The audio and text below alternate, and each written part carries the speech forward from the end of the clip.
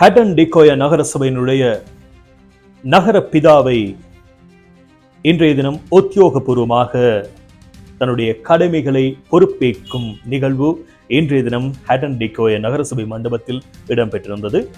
அந்த நிகழ்வில் கலந்து கொண்ட நாடாளுமன்ற உறுப்பினர் கலைச்செல்வி ஆற்றிய உரை. டிக்கோயா நகரசபையின் இன்று பொறுப்பேற்றுக் கொண்ட எமது தலைவர், உபத்தலைவர் உட்பட கட்சி எதிர்கட்சி உறுப்பினர்களே, அதேபோல் எமது உள்ளூராட்சி சபை கமிஷனர் அவர்களே, வருகை தந்திருக்கும் ஹட்டன் டிக்கோயா நகர பிரதேசத்தில் வசிக்கும் வர்த்தகர்களே, அதேபோல் நகரசபையில் தொழில் புரியும் சேவையாளர்களே, பிரதேசத்தின் அன்பான தாய் தந்தையரே, சகோதர சகோதரி, இன்றைய தினமானது உங்களுக்கு எமக்கு எல்லாருக்குமே ஒரு வரலாற்று ரீதியான தினம். ஏன் நாங்கள் அப்படி சொல்றோம்னு கேட்டா அவங்க எல்லாருக்குமே தெரியும். ஹட்டன் டிக்கோயா நகரசபை இந்த நுவரெலியா மாவட்டத்துக்குள்ள மாத்திரம் பேசப்படுற நகரம் இல்லை. இது சில நேரங்கள் இப்ப நான் இந்த ஒரு கிழமைக்கு முன்பு சைனா போயிருந்தேன். சைனாவில் வச்சு கூட இந்த ஹட்டன் டிக்கோயா நகரத்தை பற்றி பேசுறது வலிமைன்னு கேட்டால் நம்ம எல்லாருக்குமே தெரியும். நுவரெலியா மாவட்டம்ன்றது ஒரு சுற்றுலாத்துறை சம்பந்தமான சுற்றுலாத்துறை தொடர்பான நிறைய செயல் திட்டங்கள் உள்ள ஒரு மாவட்டம். அதில் ஹட்டன் டிக்கோயா நகரசபைன்றது நுவரெலியா நகரத்தையும் விட கூடுதலாக பேசப்படுற ஒரு நகரம். இதுக்கு பிரதான காரணம் தான் இந்த பக்கம் இருக்கிற சுற்றுலா பயணிகள் நிறைய பேர் இந்த டவுனுக்குள்ள வந்துட்டு போற ஒரு நிலை இருக்கிறனால. ஆனா நம்ம எல்லாருக்குமே தெரியும், இந்த ஹட்டன் டிக்கோயா நகர சபையில இவ்வளவு நாள் நடந்தது என்னங்கிறத பத்தி நமக்கு எல்லாருக்குமே தெரியும்.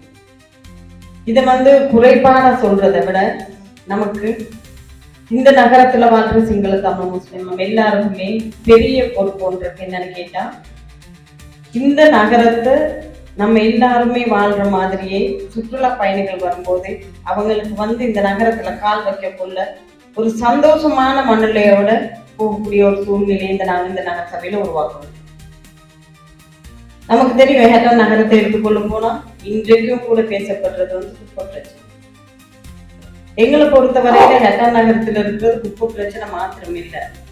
பொதுவா எடுத்துக்கொள்ள போனா ஹட்டன் நகரத்துல கால் வைக்கிறதே சில இடங்கள்ல பிரச்சனையா தான் இருக்கும். உங்களுக்கு தெரியும், நேற்று முந்தா நாள் நம்மட பிரதான ஒரு பஸ் நிலையமா இருக்கிற பஸ் நிலையத்துல என்ன மாதிரியான நிலைமை இருக்குது, அங்க உள்ள மலசல கூடங்கள் இருக்கு. இந்த பிரச்சனைகள் எல்லாத்துக்குமே நம்ம நல்ல தீர்வு ஒன்று இருக்கும். அதே மாதிரி சர்வதேச லெவல்ல நம்ம இந்த நகரத்தை மாற்றி எழுப்பணும். இதுக்கு அரசாங்க ரீதியா நான் நினைக்கிறேன் நிறைய வேலை திட்டங்கள் எதிர்காலத்துல பாருங்க. இப்பயும் கூட சில வேலை திட்டங்கள் வந்திருக்குது, நம்ம நடைமுறைப்படுத்துறதுக்கு தான் இருக்குது. நம்ம எல்லாருக்குமே, நம்ம கட்சியா இருக்கலாம், ஆளும் கட்சியா இருக்கலாம், எதிர்கட்சியா இருக்கலாம், எல்லா உறுப்பினர்களுக்குமே இந்த நகரத்துல வாழ்ற சகல சமய ஸ்தலங்கள் உள்ளவங்களுக்கும் இல்லைன்னா நம்ம நகரத்துல வாழ்ற அனைத்து மக்களுக்கும், சிங்கள தமிழ் முஸ்லிம் மக்களுக்கு எல்லாருக்குமே இருக்கிற ஒரே நோக்கம் தான் ஹட்டன் நகரத்தை அழகுபடுத்தணும். எனக்கு இப்ப கொஞ்சம் முதல்ல பேசினா இருக்குமா சாரே, அவரும் சொன்னது அதுதான், இந்த நகரத்தை அழகுபடுத்தணும். இந்த பொறுப்பை உண்மையிலேயே தவிசாளர் என்ற ரீதியில நம்மட நகரசபை தலைவருக்கோ இல்லைன்னா உப தலைவருக்கோ இல்லைன்னா மேடையில இருக்கிற இந்த உறுப்பினர்களுக்கு மாத்திரம் இல்லை, இதுக்கான பூரண ஒத்துழைப்பை நீங்க கட்டாயம் மக்கள் என்ற ரீதியில நீங்க பெற்றுக் கொடுக்கணும். நமக்கு தெரியும், நாங்க நேற்று போயிட்டு பார்த்தப்போ கடந்த காலங்களில் குப்பை போட்டு வச்சிருந்த ஒரு இடத்துக்கு நேற்று இரவு 7 மணி நாங்கள் நினைக்கிற போக்குள்ள இது இப்ப இருக்கிற ஊத்த பிரச்சனைக்கு தற்காலிக தீர்வை நாங்க அந்த இடத்தை துப்புரம் பண்ணி எடுக்க போய் பார்க்கும் போது அதுல எண்ணத்தை எடுக்கிறது எண்ணத்தை வீசுறதுன்ற ஒரு பிரச்சனை நமக்கு இருக்குது. அதனால மக்களோட ஒத்துழைப்பு கட்டாயம் வேணும், மக்களோட மனநிலை மாறணும். ஹட்டன் டிக்கோயா நகர சபைனா நகர சபைக்கு சொந்தமானது இல்லை, நமக்கு சொந்தமானது. இது நம்ம எல்லாருமே மனசுக்கு எடுக்கணும். நாங்க குப்பைகளை கொடுக்கும்போது கூட பிரிச்சு கொடுக்கறதுக்கான, அதாவது அந்தந்த குப்பைகளை தனித்தனியா பிரிச்சு கொடுக்கறதுக்கான ஒரு மனநிலையை நாங்க எடுத்துக்கொள்ளணும். இல்லைன்னு சொன்ன உண்மையிலேயே இந்த நகரத்தை அழகுபடுத்துறது சபைக்கால மாத்திரம் முடியாது. அதுக்கு நான் நினைக்கிறேன், எங்களால் அரசாங்கத்தால எந்த ரீதியான உயர்ந்தபட்ச உதவியை பெற்றுக் கொடுக்க முடியுமோ, அதுக்கு எந்த விதமான தியாகத்தை நாங்கள் செய்ய முடியுமோ அதுவரையும் நாங்கள் செய்வோம். கேட்டா உங்களுக்கு தெரியும், சென்ற அரசாங்கம் உங்களை போல இல்ல, தேசிய மக்கள் சக்தி அரசாங்கம், நம்முடைய ஜனாதிபதியான குமாரசாநாயக்கு அவரோட நோக்கம் அதே போல இந்த ஹட்டன் நகர சபைக்கு உள்ள நோக்கம் எல்லாமே ஒரே நோக்கமா தான். இந்த நாட்டில் உள்ள மக்கள் ஒரு நல்ல வளமான நாட்டுல அழகா சந்தோஷமா வாழணும்ன்ற ஒரு நோக்கம் மாத்திரம்தான் எங்களோட அரசாங்கத்திட்ட இருக்குது. இந்த அரசாங்கத்தின் கீழே நடைபெற்ற இந்த சபை உண்மையிலேயே நல்ல ஒரு சபையா தான் நடைபெறும்.